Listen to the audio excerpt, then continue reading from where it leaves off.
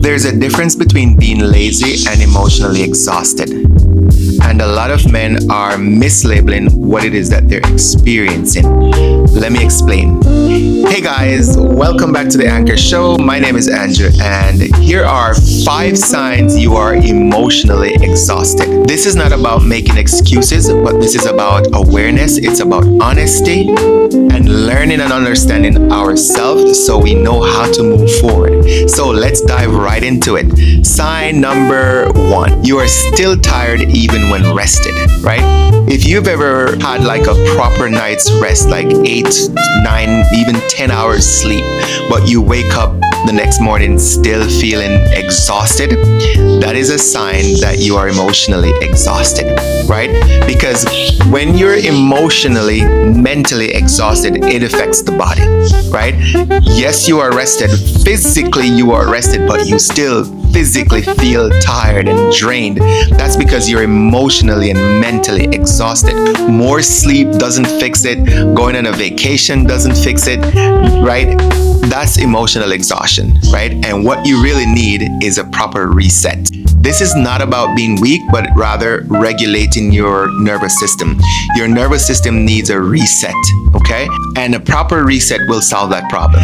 Sign number 2, small tasks feel heavy and burdensome, right?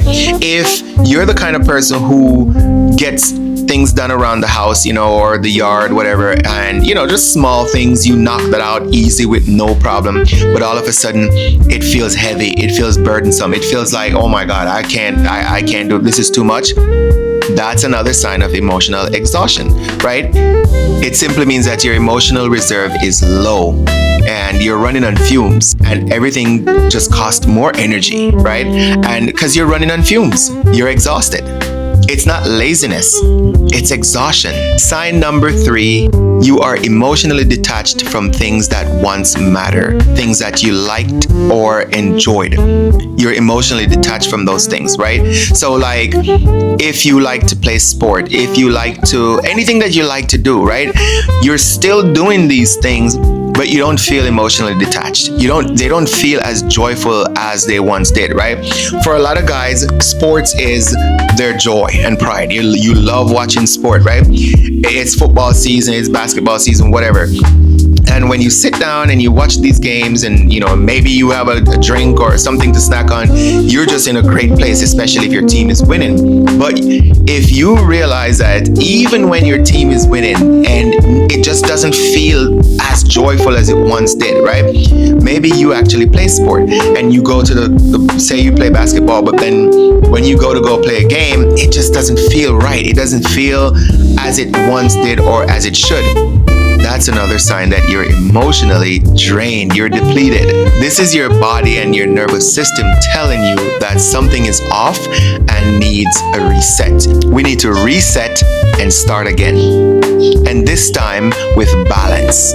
Sign number 4, this one is so common.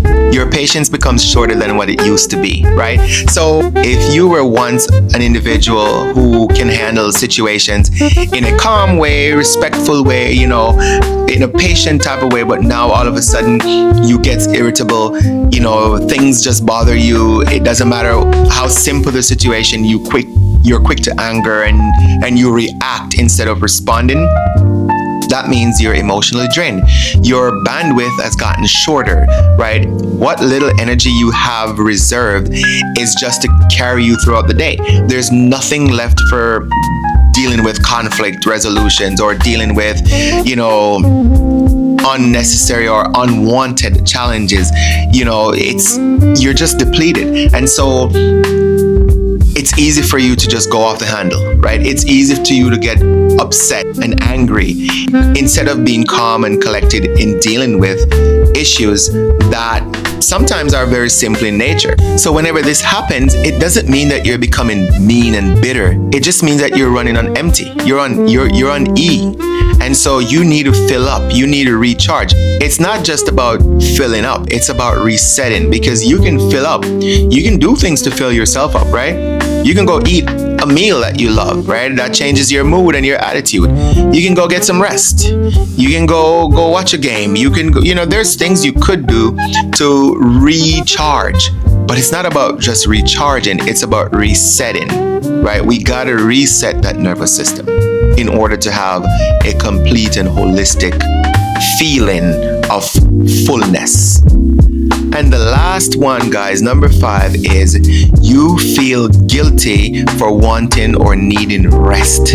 Contrary to popular belief, a well-balanced man or a well-rounded man lives a balanced life, right?